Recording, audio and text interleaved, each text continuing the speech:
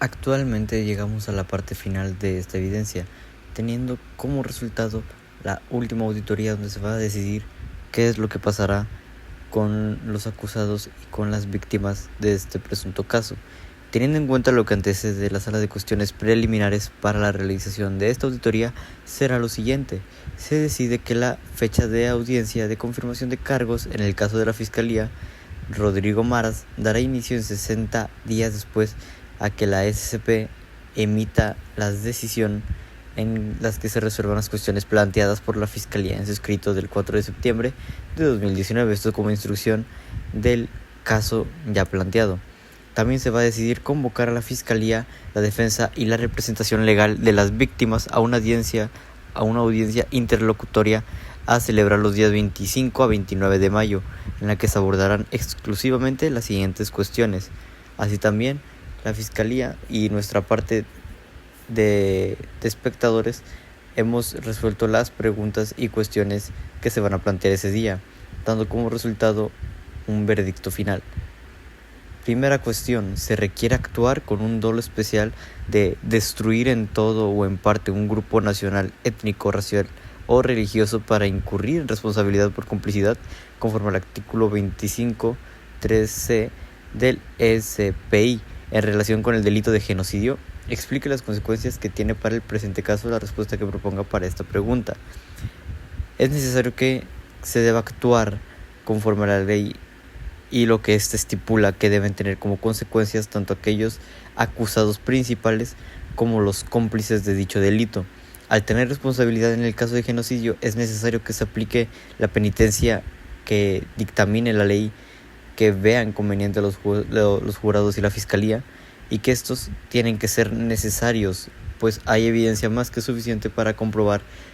toda la complicidad, el genocidio y los crímenes que cometieron estas personas, lo cual debe ser un dolo un poco menos severo para los cómplices. Sin embargo, para ambos debe caer el peso de la ley. Tomando como ciertos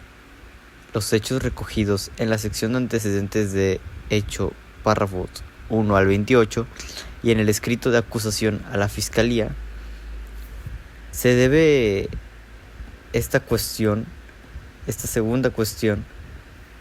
a ¿constituyen las alegaciones de la Fiscalía sobre violencia sexual un crimen de genocidio? Si es así, se tiene que determinar en qué modalidad de genocidio, o es un crimen de lesa humanidad o es ninguno. Esto dando como contexto que el señor Maras, quien fue director de este colegio desde el 1 de junio de 2010 hasta la fecha de su arresto, reportaba regularmente al Ministerio de Educación sobre la inscripción de nuevos alumnos al colegio, la identificación de sus padres y el desempeño académico de los niños. Él también se encargaba de garantizar que los niños fuesen adoptados por alguna familia guerrerense de ascendencia tulipina durante su periodo de estudios. Según lo señalado por la Fiscalía en su escrito de acusación, el señor Maras, al igual que los otros directores de colegios, reportaba a los ministerios de Interior y de Educación cualquier incidente que involucrara a profesores de su colegio en hechos de violencia sexual. Conforme a las alegaciones de la Fiscalía, el señor Maras, en aplicación de lo dispuesto en la resolución LH50, se encargaba también de tramitar el traslado de los profesores acusados de abusos sexuales a otros colegios, sin dejar registro alguno de las acusaciones. Para ello, el señor Maras contactaba a otros directores y se aseguraba de que el traslado se hiciese de forma discreta.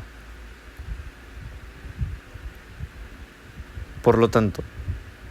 se determina que estos sí son crímenes de lesa humanidad, pues estos crímenes incluyen o se entienden, según la página Open Edition Books en la cual está referenciada en el caso, se entenderá por crimen de lesa humanidad cualquiera de los actos siguientes cuando se cometa como parte de un ataque generalizado sistemático contra una población civil y con un conocimiento de dicho ataque, los cuales son asesinato, exterminio, esclavitud, deportación o traslado forzoso de población, encarcelación u otra privación grave de la libertad física en violación de normas fundamentales de derecho internacional, tortura y, finalmente, violación, esclavitud sexual o prostitución forzada. Esto definitivamente entra como delitos de lesa humanidad. Y por último, la tercera cuestión, tomando como ciertos los hechos alegados por la Fiscalía en su escrito del 4 de septiembre de 2019, ¿qué medidas de protección solicitadas de dicho escrito por la Fiscalía para los testigos que son parte de este caso deberían ser adoptadas? Primeramente se debe proteger sus identidades y respetar su dignidad y sus derechos humanos, los cuales fueron atentados en este caso, y estos deben ser castigados, estas víctimas, en este juicio, y se deben de tomar las medidas compensatorias correspondientes a las víctimas o sus familiares, pues son delitos sumamente graves que merecen el total peso de las leyes nacionales.